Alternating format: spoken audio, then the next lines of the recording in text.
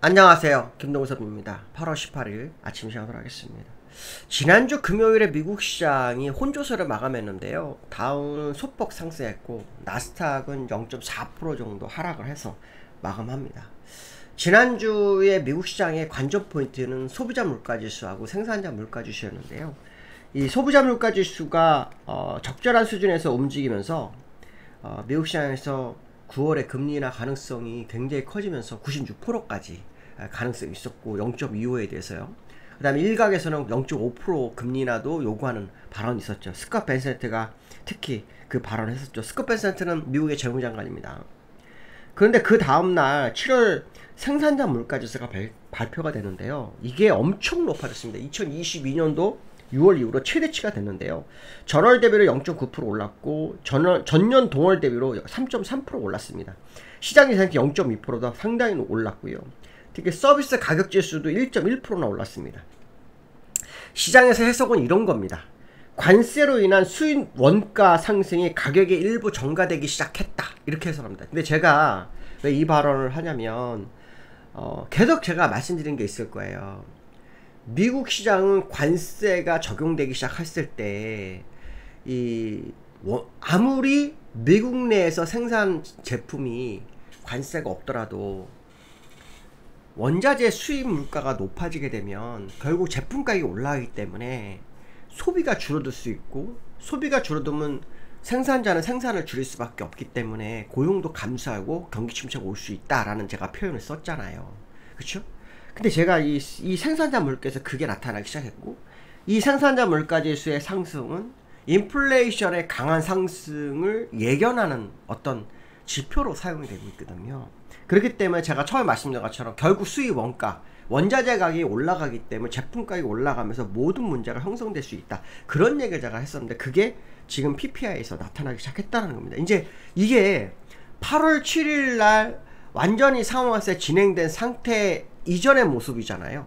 그러니까 이제 완전히 진행된 상태에서 이제 앞으로의 모습이 어떻게 될지 한번 봐야겠죠. 그거로 본다 그러면 지금 이것은 이제 시작일 수도 있다는 겁니다. 그렇다 그러면 이 미국에서 금리 인하가 가능할지에 대한 우려가 나오는 거죠. 오히려 생산자 물가지수를 보고 시장에서는 금리 인하가 아니라 금리 인상을 해야 한다라는 쪽의 발언도 나오기 시작했다, 이렇게 보시면 되겠죠. 또 미시간대 소비자 심리지수도 발표했는데요. 100 이상이 나와야 확장세예요.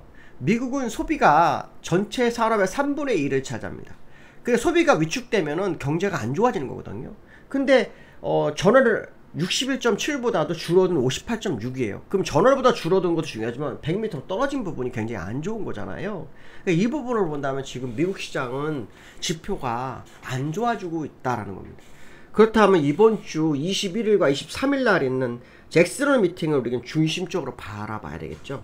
이 잭슨홀 미팅에서는 항상 미국 시장, 미국의 어떤 연준은 이 미팅을 통해서 미국의 정책 방향에 대한 부분을 일부 알려줍니다. 특히 이 잭슨홀 미팅이란 항상 8월에 열리면서 이것 때문에 FMC도 안 열리죠.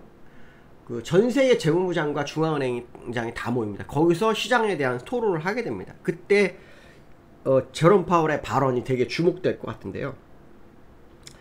일단 PPI가 연준을 밟은 금리 인하에 대한 어떤 정당성, 이런 부분을 약간 상쇄시킨 상황이 돼버렸고요. 다만 연준 내부에서 금리 인하 요구하는 발언이 있다는 거, 이 부분을 어떻게 받아들이는지를 봐야 됩니다. 소수 의견으로 치부할지, 연준의 어떤 변화가 감지되는지를 봐야 됩니다. 특히 스티브 메란이라는 사람이 연준에 이사로 들어갔죠. 이 사람의 어떤 느낌, 그 다음 크리스토퍼 월러, 미셸 보험은 금리 인하를 요구하고 있죠.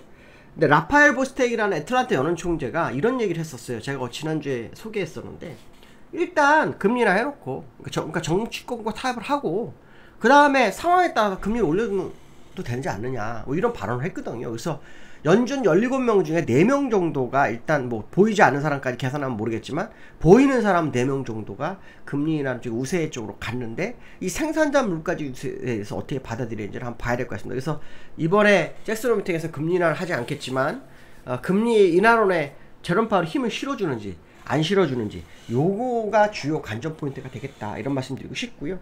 트럼프가 주말에 알래스카에서 그 푸틴과 정상회담 있었죠. 특히 우크라이나 사태에 대해서. 근데 합의는 못했습니다. 종결은 못했는데요. 그때 트럼프가 비행기에서 한 말이 있습니다. 다음 주, 그러니까 요번 주겠죠. 그 다음 주, 2주 안에 철강과 반도체 재배에 대한 관세를 설정할 거라고 얘기를 하는데요. 이 관세에서 이 반도체가 300% 얘기 나오죠. 300%. 지난번 100%였지 않습니까? 더 늘었습니다. 그러니까 미국 본토에 생산하는 건 괜찮다 그러는데 원자 가격이 올라갈 텐데 이게 가능할지 뭐 한번 생각을 해봐야 될 것 같은데요. 어쨌든 300% 관세에 대한 언급을 해서 지난주 금요일날 필라델피아 반도체 시장 여기 보시면 2.2% 빠졌습니다. 2.2%. 그래서 오늘 우리나라 삼성 뭐 이런 종목들, 하이닉스 이런 종목들이 시장에서 어떤 움직임을 보이는지 한번 지켜볼 필요성이 있겠다 이런 말씀 드리고 싶고요. 나스닥과 다우의 흐름을 보시면 다우는 일단 여기 돌파 시도하다가 걸쳐서 끝난 흐름이고요. 그 다음에 나스닥은 그냥 뭐 행보입니다. 이제 돌파가 된 상태에서 월봉으로 목표치를 채우러 가나 이런 생각도 들고 있고요. 나스닥 대 다우가 전부 월봉상 목표치의 어떤 슈팅 구간을 가고 있는 구간인가 이런 생각도 해볼 수 있는 어떤 그래프의 모습이 있다 이런 말씀 드리고 싶고요. 두 번째로는 우리나라 거래 대금이 급감을 하고 있다라는 얘기가 있습니다. 급감. 보시면 여기 지금 나오죠? 예, 여기 6월 달에 22조까지 갔었어요. 우리나라. 지금 저기도 보시면 작년도 보시면 작년에 최고가 대비보다도 높은 거의 비슷한 요때야 비슷한 거래 대금이 형성되다가 점점 감소하고 있죠. 점점 감소하고 있는 코스피의 모습입니다. 하루 거래 대금이 22조에서 16조로 뚝 떨어졌습니다. 6조 이상 빠졌고요. 특히 미국의 해외 시장으로 빠져나가는 돈이 6거래일 만에 한 6억 달러 정도가 빠졌다. 뭐 그런 얘기가 있거든요. 그래서 이런 부분들 한번 우리가 확인해 볼 필요성이 있겠다 말씀드리고 싶고요. 특히 외국인들이 주간에 지난주에 움직임을 좀 볼 필요성이 있는데 이 지난주에 움직임 보시면 외국인들도 그 이틀은 매수를 좀 강화했지만 퐁당퐁당 매수했고요. 기관은 완전 매도거든요. 그래서 이 기관과 외국인 어떤 흐름을 좀 보셔야 되는데 사실 우리나라 거래 대금이 급감하게 된 이유는 아마 아실 거예요. 일단 상승은 상법관 개정에 대한 기대감, 그쵸? 이게 컸고요.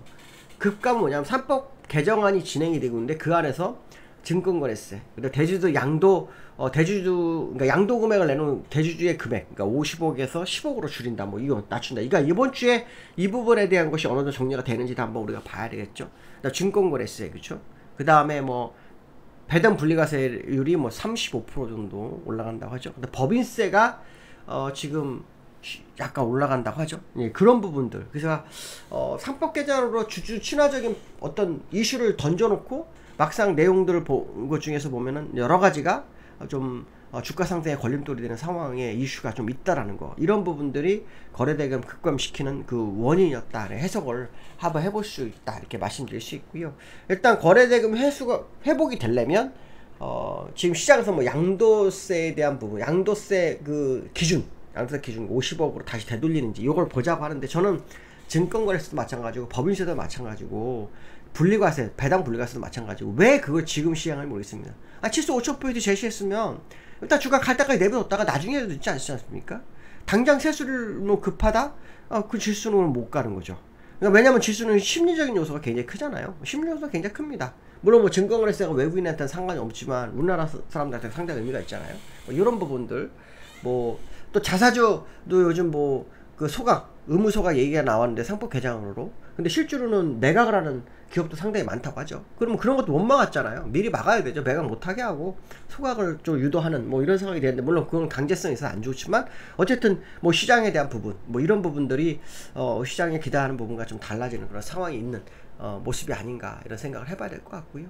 그래서 지금 일단 오늘 위클리 만기입니다. 그래서 위클리 만기 어떤 변동성 한번 확인해 볼 필요가 있는데, 앞에서 말씀한 것처럼 이제 반도체 종목들 움직임에 아마 관심을 좀 가져볼 필요성이 있겠다. 특히 철광에 대해서도 관세 얘기가 나오고 있죠. 이제 그 부분도 한번 확인해서 시장의 어떤 방향성을 좀 보셔야 됩니다. 특히 우리나라는 반도체의 어떤 시장 비중이 굉장히 크죠. 하이닉스랑 삼성전자의 비중이 크기 때문에, 물론 다른 종목들이 아주 강해지면 방어가 되겠지만 그래도 두 종목이 밀리게 되면은 일단 시장 상승이 굉장히 약해질 수 있는 부분이 있다, 이런 생각도 한번 해봐야 될 것 같습니다. 오늘 여기까지 하겠습니다. 감사합니다.